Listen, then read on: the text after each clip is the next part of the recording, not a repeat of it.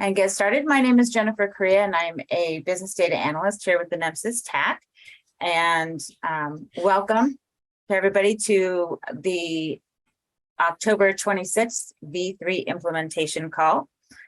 If you've not already done so, please remember to update your name on the screen. That includes your affiliation, so we can make sure that you get the proper credit for attending the call. These meetings are recorded and they are shared on the NEMSIS website and the YouTube channel. So please feel free to share with your team or review the meetings as needed. We encourage participation. You are welcome to come off mute or use the chat feature. We do review all of the chat after the call to see if there's anything that was missed during our post-meeting debrief. So let's go ahead and jump right in and get started for today. Lauri's going to give us a status of the state submitting V35 data. Sounds good. Thanks, Jen. And I will share my screen here briefly. I want to give a big shout out and congratulations and thank you to the first 3 states that are successfully submitting 3.5 data to the NEMSIS TAC. We had Colorado, Kansas, and South Dakota come on a few weeks ago. And so as you can see, we have updated our map to show version 3.5. And we also changed this week to the default map. Previously, when you logged on, the version 3 map with everyone green was the default that you saw. And we celebrated that for a few months. And now we are back to this map, which will take a little while, we recognize, to get everyone on board, but it'll be fun over the next few months to see this slowly change green again. And everything on our end really has gone smoothly in this transition. So we are anticipating that moving forward as well. And just want to give a big thank you to all the software vendors who are working so hard with states and state data managers as well. I know it's a lot of work and heavy lifting on your end. So thank you for all of the time you put in and all the work there.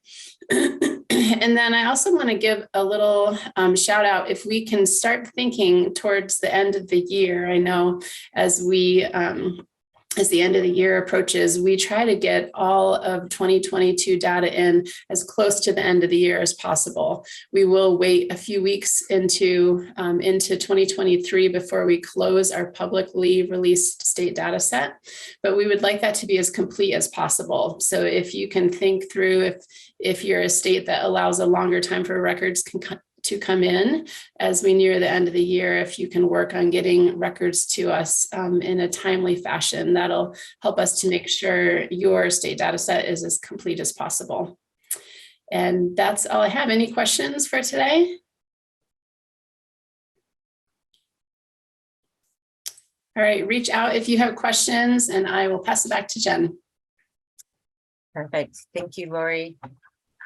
So today we are going to hear from Josh and Amit and Andrea Fourquet. Sorry if I messed up your name, Andrea, about the NEMSIS IHE interoperability project.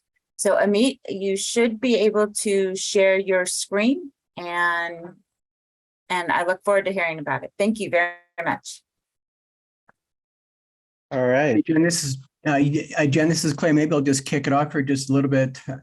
Thanks very much for the introduction. What we wanted to do on today's call is spend a little bit of time updating folks on where we are with our path to production project that we're in the middle of with IHE. As folks remember, the purpose of this project is to improve our ability to facilitate interoperability with NEMSIS and external standards. We've made some great progress over the last few months, and we thought it might be of value to kind of bring the progress to this larger group as a whole, and again, invite your participation today as well as in future presentations. So Josh and Amit, I'll turn it over to you.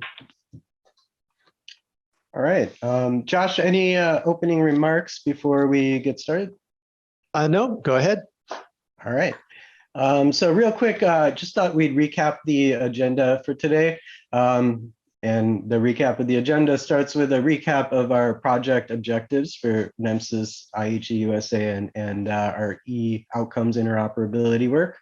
And then part of this agenda, we're going to walk through some comments and feedback from the IHE North American Connect-a-thon that we just had in September. We'll discuss some common pain points and priorities amongst stakeholders. And that we hope will be a little bit more of a collaborative discussion. And then Andrea will walk us through some of the next steps for this group to consider. And I'll wrap up with a plug about our next event, which is focused on advancing the NEMSIS e-outcomes interoperability project with a broader set of stakeholders. But of course, you folks are key invitees. So we'll be talking about the upcoming November 16th, 17th Path to Production sessions and how you can join that as well. So let's start. And then also, I think folks mentioned before, we'd love to get comments and engagement from the group. So please don't hesitate to chat some questions. We'll try to address those in real time, or as mentioned previously, folks will be capturing the chat. So we'll make sure we'll get to those questions one way or the other. But just to recap again, our project goals. The overarching goal of our engagement is to support and advance the e-outcome specification to help NEMSIS and EMS stakeholders get information back from folks that you're sending your health information to. Additionally, we've been able to help support folks in the NEMSIS TAC with preparing for conformance testing events like the Connect-a-thon. Part of that lead up involves a little bit of education and even some guided hand-holding exercises to help folks understand the environment around interoperability, the foundation that's been laid out today through meaningful use, ONC certification, et cetera. And then finally, we're also going to talk about how we can demonstrate the interoperability successes that we've achieved, because a key part of standards development, technology adoption, is being able to show the art of the possible. And so we'll be discussing that and more through the course of today's presentation. And so once again, thank you all for your attention and participation. And so I'm going to walk through a couple slides that you may have seen before. Josh helped review this section during the annual meeting a couple months back. And so really, this is the overarching goal of this project, trying to get the outcomes back into the National EMS database. And so this is just a rough diagram of what we're looking at in terms of interoperability and data flow. Again, these are stats that I know folks are familiar with. And really what we're getting to is the fact that we're not getting outcomes data back at this point. And we can do a better job. And also we can leverage the existing infrastructure to help get that data. In the course of the conversations we've had with folks that have participated in some of our testing and workshops, we know it's not so much that you can't get the data back. It's a little bit more about how you ask. And so part of that how you ask is Andrea has been our subject matter expert, helping folks understand the best ways to query different certified health IT products for information. And then finally, I wanted to mention that if you weren't familiar before, just wanted to mention IHE USA, it's powered by HIMSS. We share a similar values and missions and goals as NEMSIS, and both organizations are looking to improve the quality, the value of healthcare and interoperability. And together, we're looking forward to advancing EMS interoperability.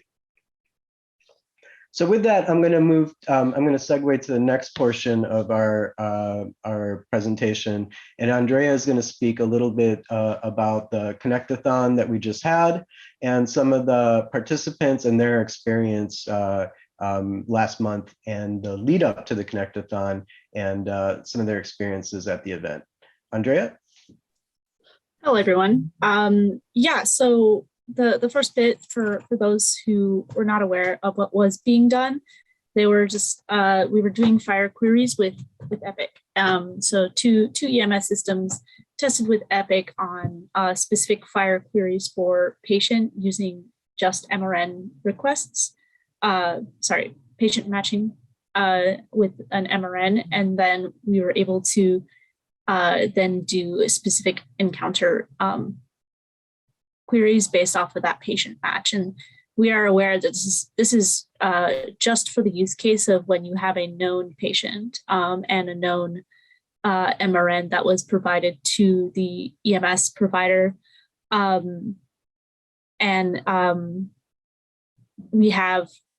We performed those queries, and it was a little bit of a short lead up time. So we kept it simple because of that. So at the testing event, I believe there were only 2 days of that testing that was done, and overall they were successful. The queries were able to be performed, both of them by both vendors. And I believe that, and some of the feedback was that it was a very positive experience. It was good practice, and there was the feeling that it was good to be out there and actually writing those code pieces. This also highlighted additional use cases to take into consideration, such as what do you do when you don't have that unknown patient and that match, and kind of opening up the more complex use cases when it comes to being able to get all of the patients that you've provided at outcomes, and the question of multi-patient queries instead of a one-to-one for that burden. So getting these new use cases highlighted and taken into the overall use case bundles that we're putting together for future testing environments, and not environments, future testing opportunities. Again, there was a need for more preparation leading up to the event, and to develop, like I said, more complex use cases. So this was just a known patient, basic patient query. And now that has been done, there's a question of maybe we can make this a little bit more complicated on getting information in and then back out, instead of just getting that first out, and then having more robust test patients with EMS information in it, such as EMS identifiers that can be used for a patient match as well. So this was the overall feedback that I got, and Josh, you can fill in if I'm missing any of those notes from the feedback sessions we had.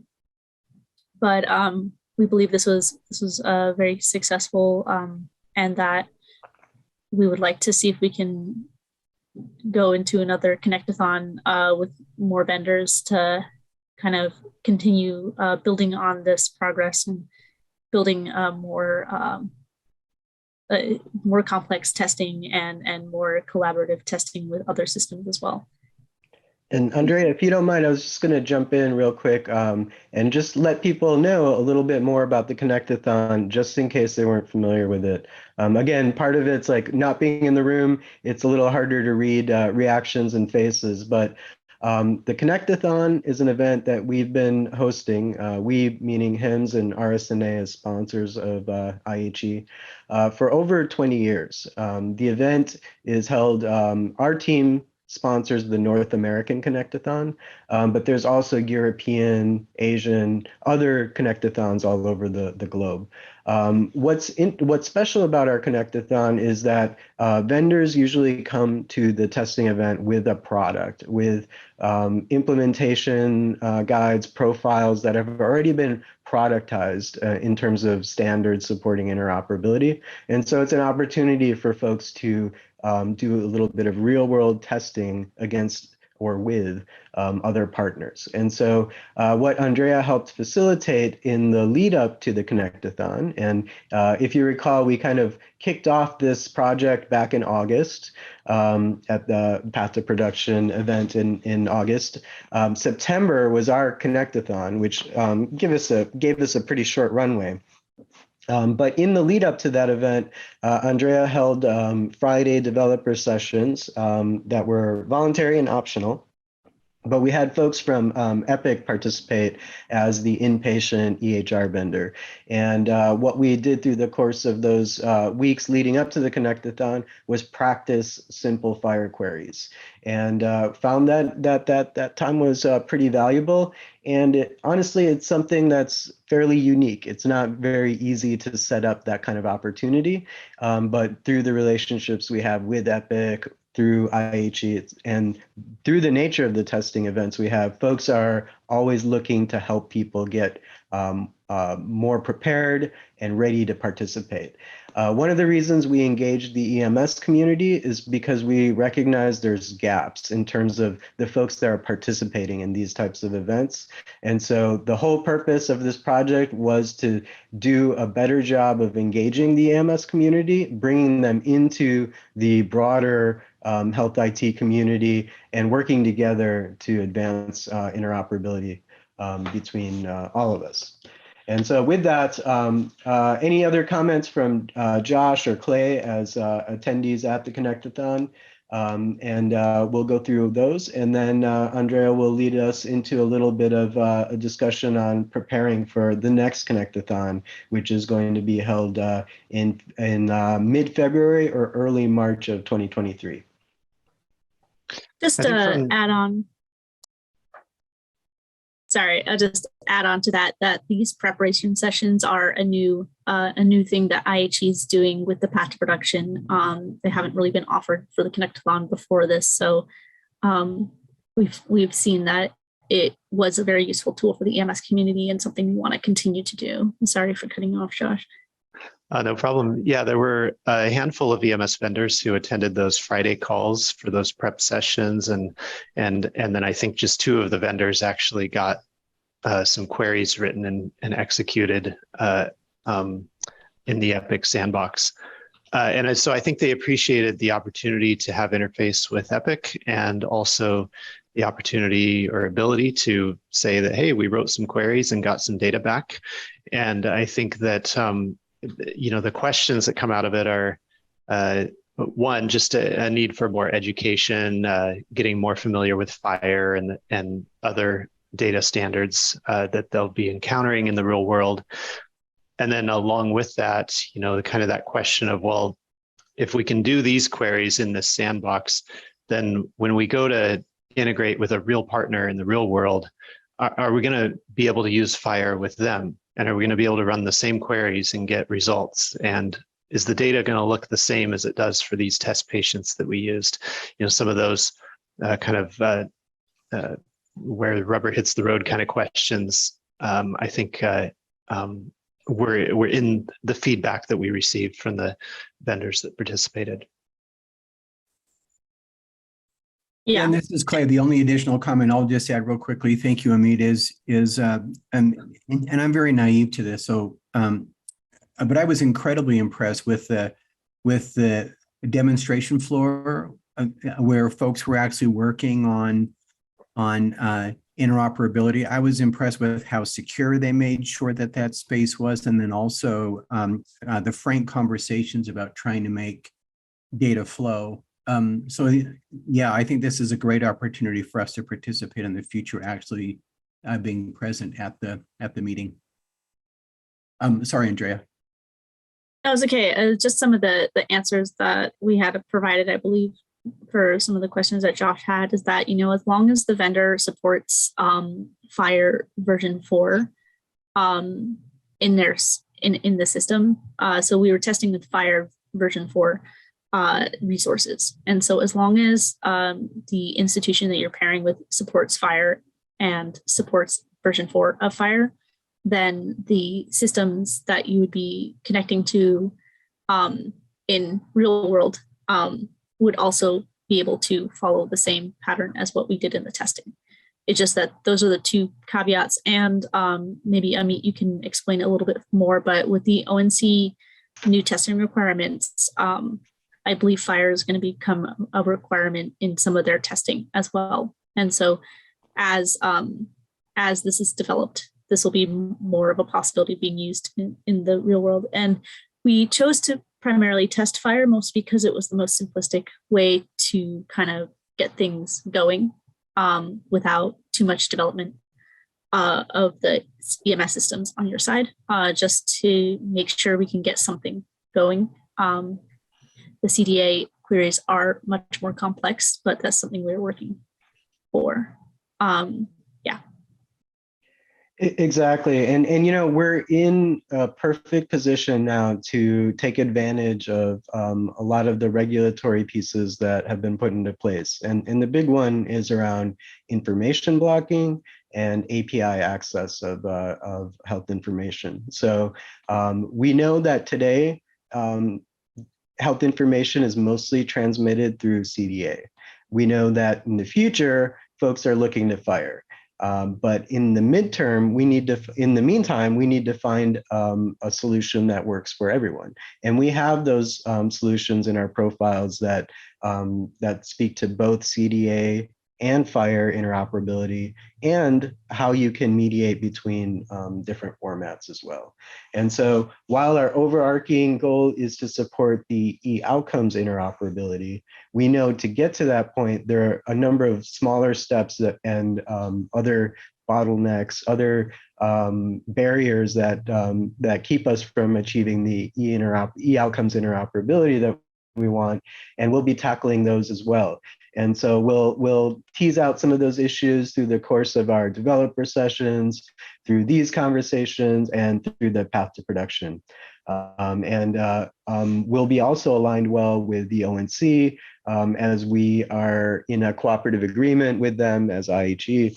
And we also support some of their testing programs as HIMSS. So familiar with testing requirements, what other folks are required to do. That way we can support EMS product developers, especially with the concept of how to ask for data. Because if you do it the right way, using the right standards, the data must be returned back to you. Andrea, are we ready to move to the next slide? Yes, I am. All right. So the next thing we were thinking about is preparing for a Connectathon in 2023. And we're hoping to get some involvement for this upcoming Connectathon, which, and in the later slides, will be February, early March of 2023.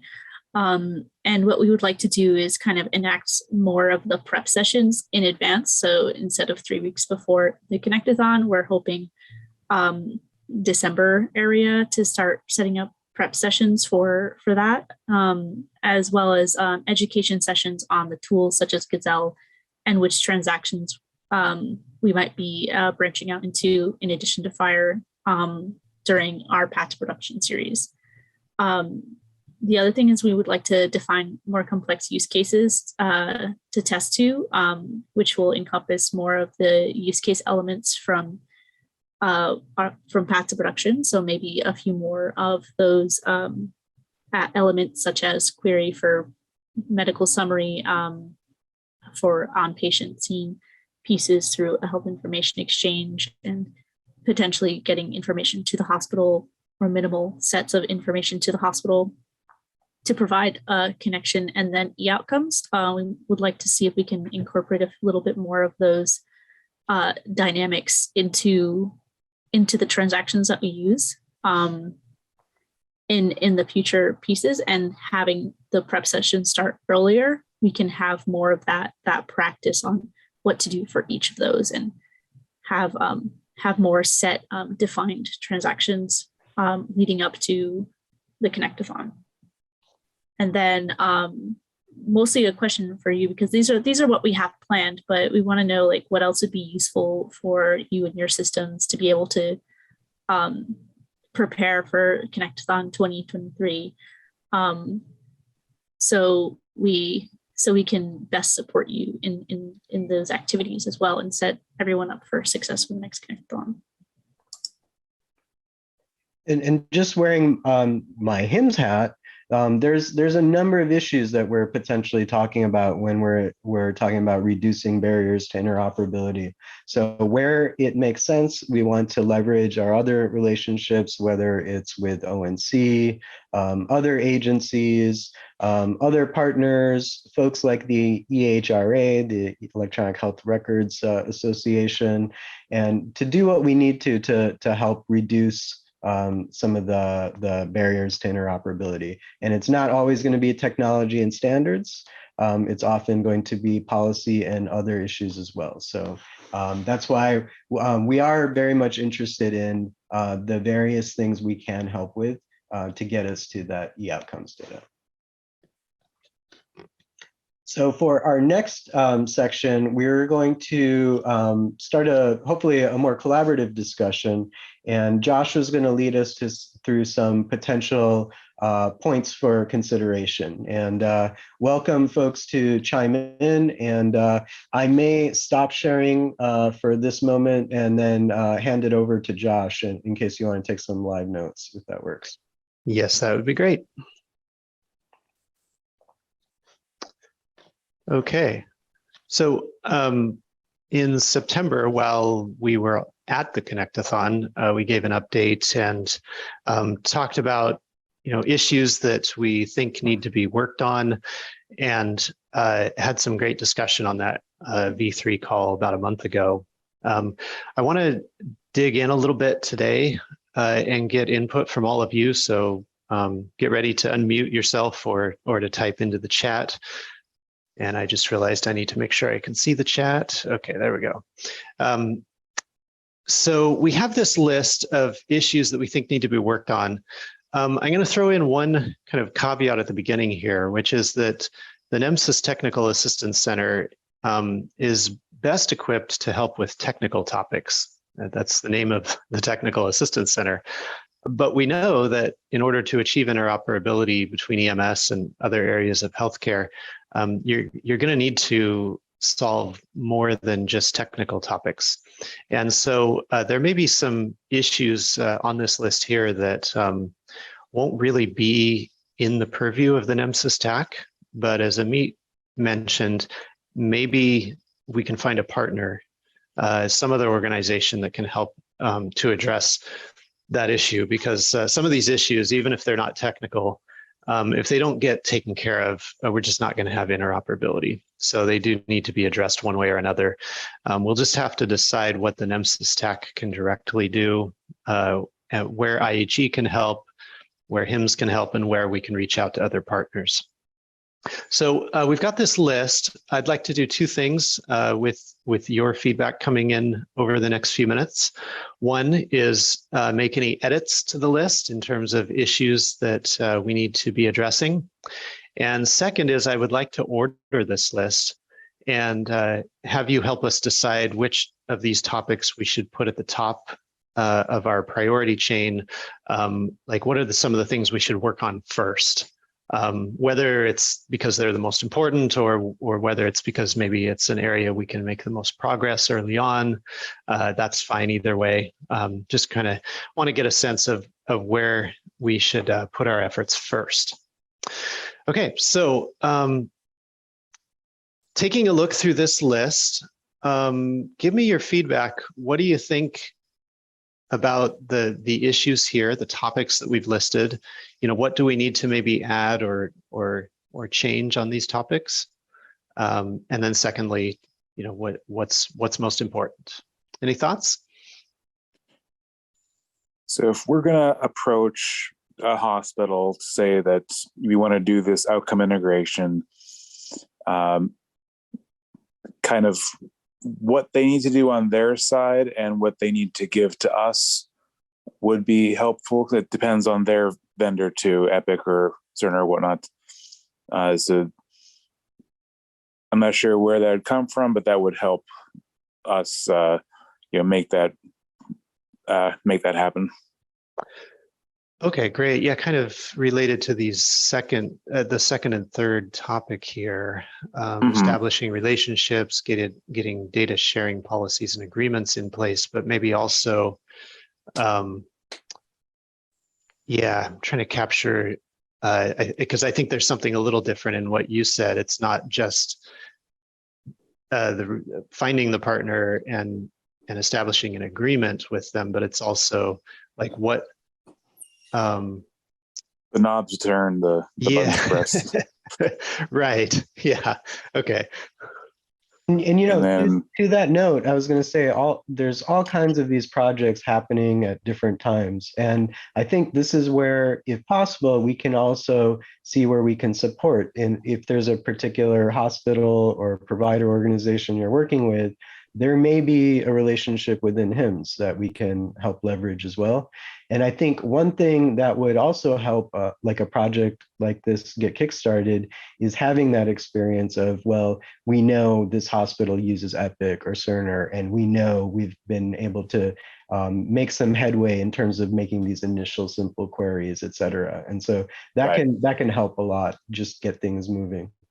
Yeah, and the case I'm thinking of is, assuming that the hospital is willing, assuming that we know who their EHR vendor is, and also assuming that they've never done this with the EMS before, they're like, okay, sure, you can have the data. What do we have to do? We're going to hand this off to our IT team, and they want the list of buttons to press. Exactly. And what we can also do is share, the best practices, lessons learned, et cetera. So one of the things we'll talk about later is at the next Path to Production event, we're going to have Gary Parker from the state of Alabama discuss, how he's been able to advance some EMS integration in his state. And so by working with folks who may have made some of this progress, we can put that checklist together for folks. And I think that can be also a helpful tool to get people started. I think often these projects just are stalled because folks are either not ready or don't know what to do next, or what's that first step to get things moving. And so if we can approach a hospital, let them know that we have experience working with their vendor, give them, kind of a checklist that they can hand off to their IT department, I think that can help, grease the wheels a bit. Okay. And one other one, Josh, the last point seems like it, but there's a little more depth to it from what we were trying to get to, which is if you brought in an unknown patient, someone who was just collapsed and had no identification, or their information changes on the hospital side. So it's the name changes, the age change, date of birth changes because it was fat fingered by the hospital side. We know it happens in EMS, but it can happen to anybody, of course. So how does that change when we go to look up something? Because for the current use case, you have to have patient name and date of birth and all this information known, and the EMS can be given information in the form of a face sheet, but that's not necessarily set in stone. So if that is changed on the hospital side, is that link now broken, and how can we rectify that? Yeah, and thank you. Just a heads up, Josh, this is also something that has been brought up to IHE in general, and will be a work item between, well, we have to propose it, but between PCC and the patient care coordination and the IT infrastructure group to really define this type of patient identification with unknown patients or information that has changed on that side. So this will continue to be an ongoing work item within IHE as well. And it is a complex issue we're working through. Mm-hmm.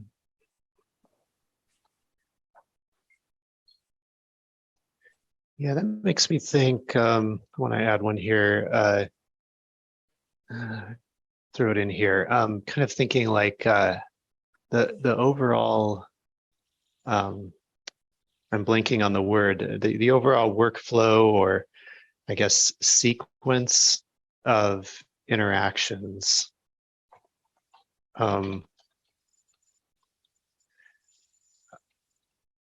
From EMS passing data to the hospital system needs to to actually get it connected to the right patient's record. We want data from the hospital to flow back to EMS after the patient's been discharged. Just that overall sequence and flow of data, I think needs to be, we need to kind of develop those outlines. We could refine what John Murky has been doing on his swim lane. We can work through that and kind of, like you say, kind of break it up into a little bit more of sequences. That's more specific. Right. Yeah, I'm thinking about the diagram that he has developed, and we could take that and apply it to some different situations that we know EMS will run into, and see how they would flow through that diagram.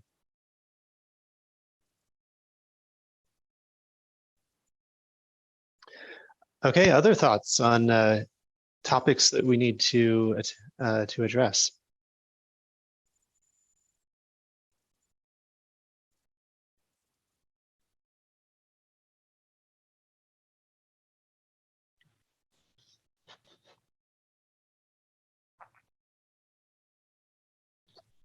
Okay, if other thoughts come up, just interrupt us and we'll get them accounted for here. I hope that means that this list is fairly comprehensive, but I don't know if that's what it means. There's got to be a few other things that we haven't thought about. But next, can you all help us to move the items around on this list? Like, what are the things that we can probably jump into first? You know, say between like now and the end of the year, or between now and the next IHE Connect-a-thon in February timeframe. What's the stuff that we really should start working on first? Thoughts on that?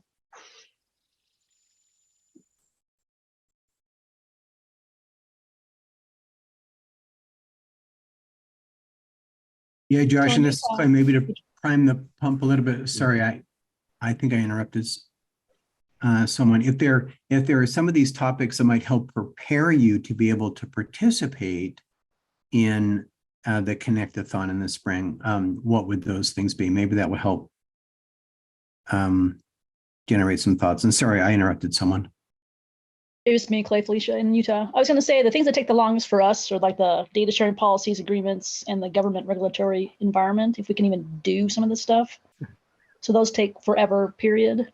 So maybe start with some of those things, at least for our state. Yeah, it seems like those things have such a long runway. I was talking to someone a week or two ago who spent 1.5 years on a data sharing agreement. So, you know, and this has come up, surprise, surprise, right, everywhere. Through our relationships too, we've been working closely with folks at MyHIN, Michigan Health Information Network, and I know they've made some advances around kind of setting up data sharing policies and agreements as a service for some of their customers. And so we're going to bring them in to discuss some of their successes around that as well. We're not setting this up to be a commercial endeavor for folks to sell you their technologies, but we do want to give people an idea of the art of the possible in terms of what does exist to help speed things up. So I am looking forward to digging into that topic. And HIMSS is also, NIHE has a good relationship with the Sequoia project that helps administer some of the national networks. They're going to be supporting, you know, TEFCA and the QHINs as well. And so probably one of the, you know, preeminent experts on data sharing policies for the nation. And so we'll leverage that relationship to help our NEMSIS stakeholders as well. Hey, Josh, it's Mark Roberts. Yeah.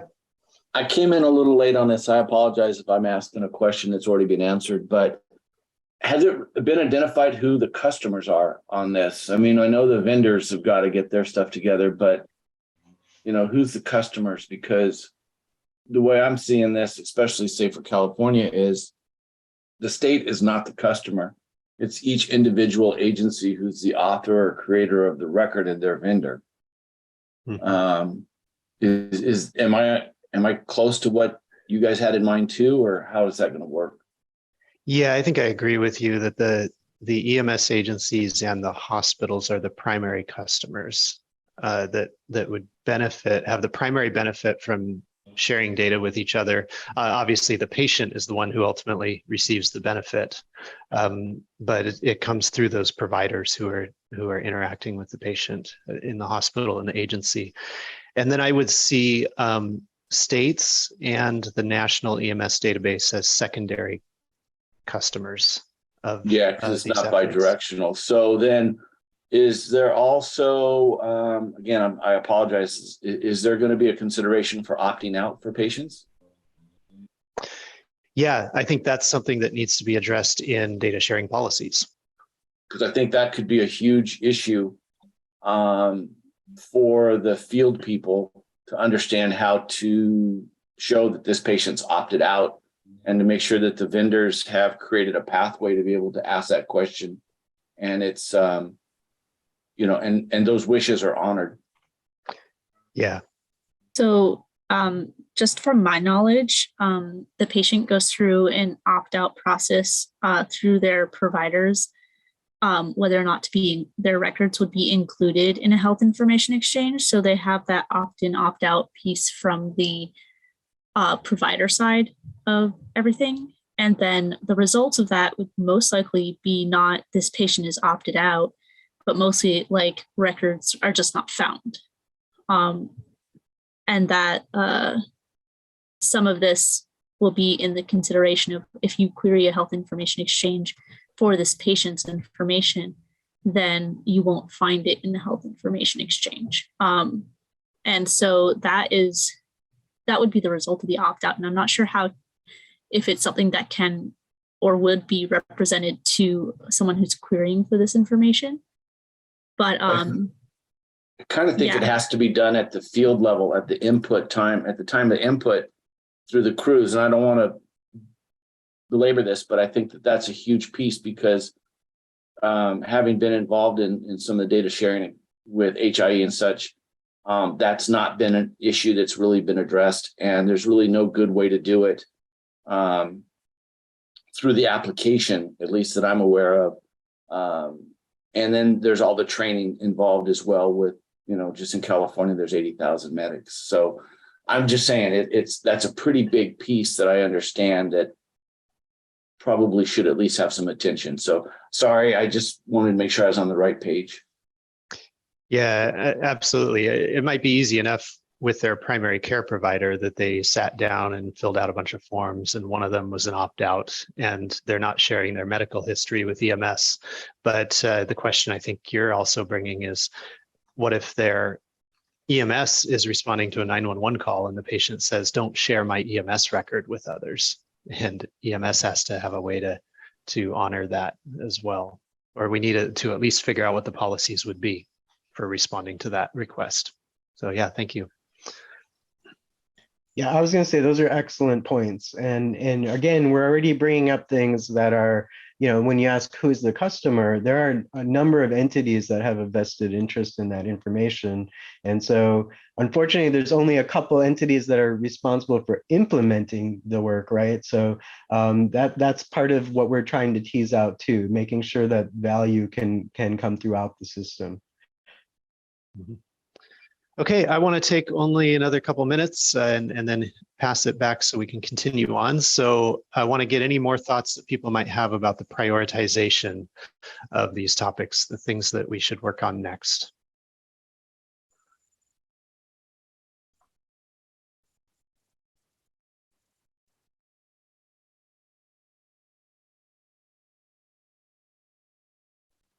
Okay, it's quiet. So we'll, one thing we've kind of felt is, boy, it seems like we need to work on all of them at the same time. So we'll figure that out. But I appreciate the feedback over these last few minutes. I think what I'll do is stop my share, and Amit can pass it back to you for screen sharing. Sounds good. Thank you.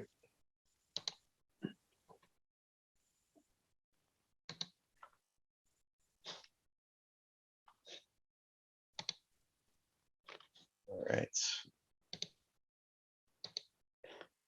Can you see my screen? All right. With this last part, I was going to segue into our next event, which is the Path to Production for November. As we had talked through previously, we had kicked off this project at the end of August with a listening session for the Path to Production, if folks had attended that. The whole concept of this series is 2 half days of webinars that are meant to be on demand so that you can review information at your leisure. However, we usually incorporate at least 1 or 2 live sessions. And so next month, where our focus is going to be squarely on the EMS e-outcomes interoperability project. We'll have folks like John Murky, one of our interoperability architects, walk through the diagram that was referenced earlier around EMS and interoperability swim lanes. We'll also have a live session and keynote from Gary Parker from the state of Alabama. And then our featured session is going to be a listening session with NEMSIS TAC and expanded stakeholders to discuss some of the topics that we just surfaced earlier. And so our Path to Production event is going to be November 16th and 17th. That's a Wednesday and Thursday. We usually set them up so they start at 9 a.m. Central. On Wednesday, the event kicks off with the keynote and welcome message. Then all our on-demand content comes up and it's available for the next 60 to 90 days. And then the next day, on the 17th in the morning, we'll kick off with the live listening session. And our hope there is to have folks from the NEMSIS TAC, folks that participate in the Connectathon, and other stakeholders join us in a discussion around interoperability, pain points, priorities, and next steps. Then coming up, we're planning the Connectathon for 2023 for mid to late February or early March. We should actually have that information very shortly in the next month, next week or so. We'll be announcing registration and other information. And then kicking off next year, we'll be doing additional Path to Production events, additional developer sessions to get folks ready for the Connectathon. And our goal is to demonstrate some of our achievements to date in the Interoperability Showcase at the HIMSS Global Conference in April, which is going to be in Chicago. And just a quick timeline. So we just finished our Connectathon about a month ago in Atlanta. We have our Path to Production sessions coming up next month in just a couple of weeks. Our plan is to work with the EMS community, and as we lead up to the North American Connectathon, we're going to host developer sessions working on a host of issues from queries onwards. We're also going to be looking at some of the non-technical issues too to see where we can advance there. And then our downstream goal is to demonstrate some of the successes to the public in April at the HIMSS Interoperability Showcase at the Global Conference. And for folks that aren't familiar with that, the HIMSS Global Conference, pre-COVID, we're hitting around 45,000 folks joining the conference. It's only held in Orlando, Chicago, and Vegas right now because of the size. But the Interoperability Showcase is an area that my informatics department helps host.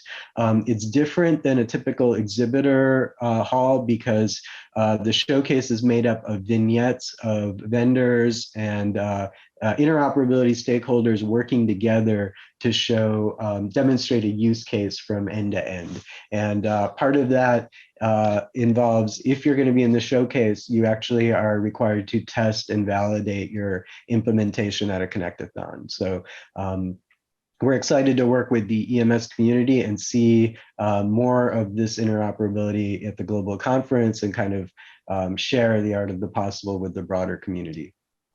I'm gonna quickly step in and say if you are a vendor and you're planning on going to the interoperability showcase outside of the path to production for demonstrating with other systems, that I believe the registration is open and that the groups are usually put together starting in December as well. And that is something, if you are working on any of the profiles we might be highlighting in the next profile, in the next page, we would, at least I would be helping to support some of those use cases, but make sure that if that's a plan that you have outside of the path to production, that you are registered for the showcase coming up in before, I believe, November, December, if possible. It'll just be if you are planning on doing that a little bit outside of what we're doing in path to production, but I would be able to help support some of those. Yes, happy to help. If you have any questions about the showcase, Connect-a-thon, HIMSS, etc., our team crosses over and supports the showcase as well.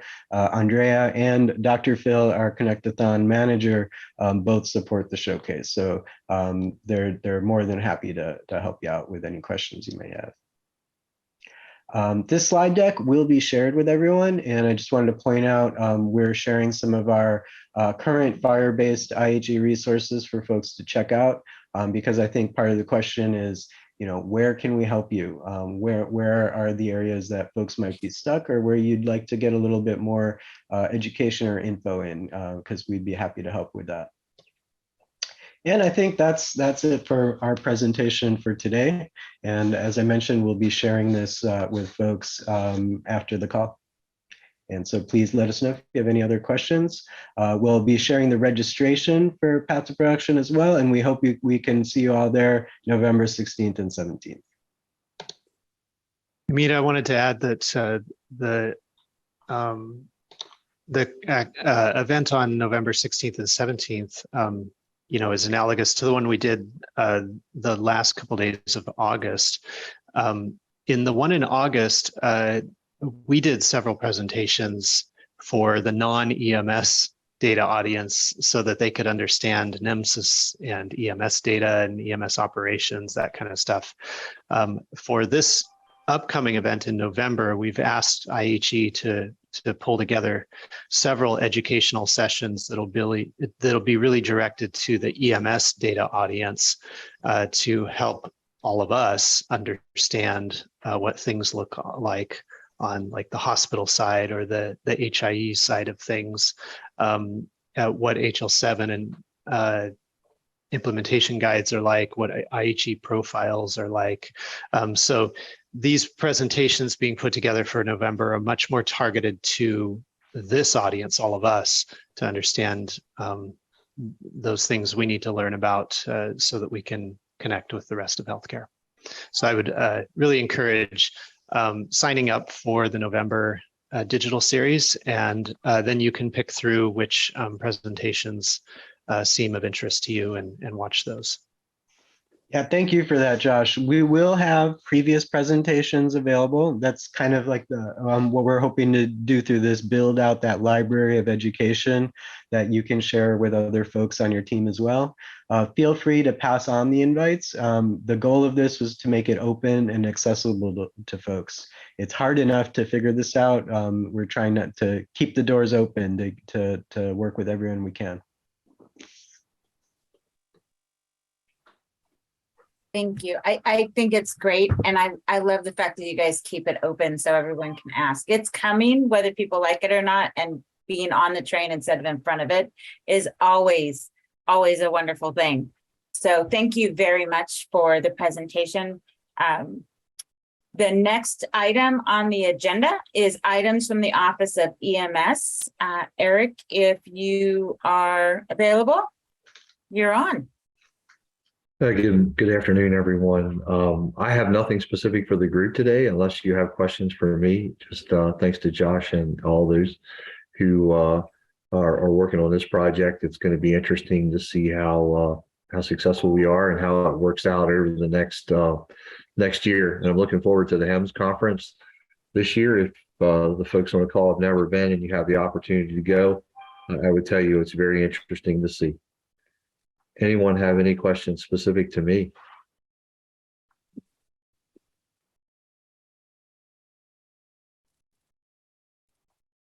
All right, Jen, carry on. All right. So just want to let everyone know upcoming events next Tuesday, November 1st, the day after the Candy Gorge. Laurel and I will be doing a training for NEMSIS compliance overview and Q&A. We will get that invite sent out with the agenda or I forget what it's called, but the advert basically letting you know what's going to happen. Is a great time to join us and ask those questions, those lingering questions you may have for NEMSIS compliance. And that brings us to open forum. Is there anything anyone would like to bring up for discussion?